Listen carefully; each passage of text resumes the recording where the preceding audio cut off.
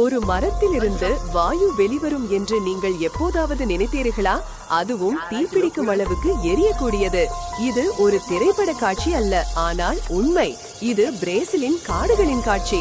அங்கு முதல் முறையாக ஒரு மரத்திலிருந்து வாயு வெளியேறுவது கண்டுபிடிக்கப்பட்டது. நீங்களும் அதிர்ச்சி அடைகிறீர்களா? நீங்கள் அதிர்ச்சி அடைந்தால் வீடியோக்கு லைக் போடுங்க.